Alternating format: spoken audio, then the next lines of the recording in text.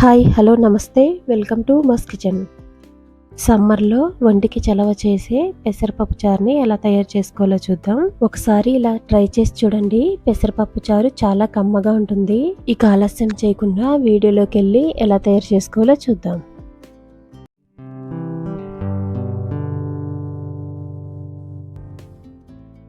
ఈ పెసరపప్పు చారు తయారు చేసుకోవడానికి కుక్కర్లో ఒక కప్పుడు పెసరపప్పు వేసుకొని 2 సార్లు శుభ్రంగా కడుక్కోవాలి. ఇలా కడిగిన తర్వాత ఒక కప్పు పెసరపప్పుకి 2 కప్పుల వాటర్ వేసుకొని టైం ఉంటే ఒక అరగంట పక్కన ఉంచుకోండి. ఇప్పుడు స్టవ్ మీద పెట్టి హై ఫ్లేమ్లో 2 విజిల్స్ వస్తే సరిపోతుంది. ఇలా ప్రెషర్ మొత్తం పోయిన తర్వాత 2 విజిల్స్కే చూడండి పెసరపప్పు ఎంత మెత్తగా అయిపోయిందో. ఈ పెసరపప్పు చాలా తొందరగా ఉడికిపోతుందండి. 2 విజిల్స్ వస్తే చాలు. ఇప్పుడు పప్పుచారు కాసుకోవడానికి కన్సిస్టెన్సీ తగ్గట్టుగా నీళ్ళు వేసుకోవాలి. ఇలా సరిపడి నీళ్ళు వేసి మొత్తం ఒకసారి బాగా కలుపుకోవాలి. ఇప్పుడు స్టవ్ మీద హై ఫ్లేమ్లో ఉంచుకొని 4 పచ్చిమిరపకాయ ముక్కలు, 1 ఉల్లిపాయని ఇలా చీరికలుగా చేసుకొని వేసుకోవాలి. అలాగే 1 టమాటాను కూడా సన్నగా ముక్కలు కట్ చేసుకొని వేసుకోవాలి. కొంచెం కరివేపాకు కూడా వేసుకోవాలి. ఇప్పుడు రుచికి తగినంత సాల్ట్, 1/2 స్పూన్ పసుపు, 1/2 స్పూన్ కారం వేసుకోవాలి. 1/2 స్పూన్ ధనియాల పొడి కూడా వేసుకొని బాగా కలిసేటట్టు కలుపుకోవాలి.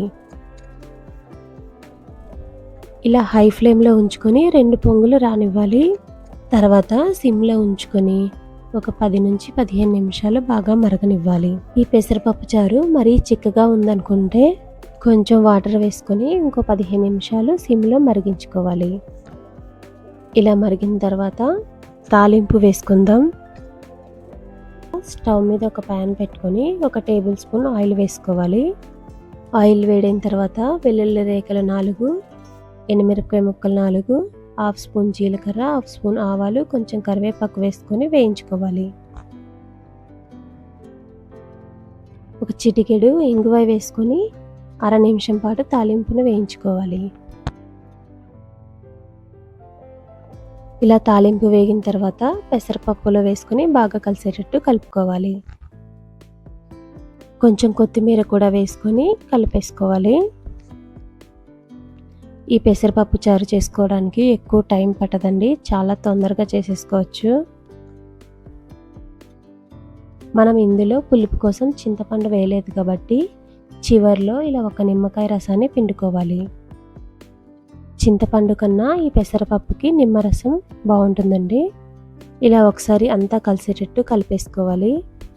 అంతేనండి, ఎంతో కమ్మగా ఉండే పెసరపప్పు చారు రెడీ అయిపోయింది. ఇలా వేసవికాలం ఈ పెసరపప్పు చారు ఒంటికి చలవ చేస్తుంది. సైడ్ డిష్గా ఏమీ లేకపోయినా పెసరపప్పు చారుతోనే అన్నం మొత్తం తినేయచ్చు, అంత రుచిగా ఉంటుంది. ఇలా చాలా సింపుల్గా చేసేసుకోవచ్చు. మీరు కూడా ఒకసారి ఇలా ట్రై చేసి చూడండి. ఈ వీడియో మీకు నచ్చినట్టయితే లైక్ చేయండి. మరిన్ని ఇలాంటి వీడియోల కోసం ఛానల్ని సబ్స్క్రైబ్ చేసుకోండి. Thank you.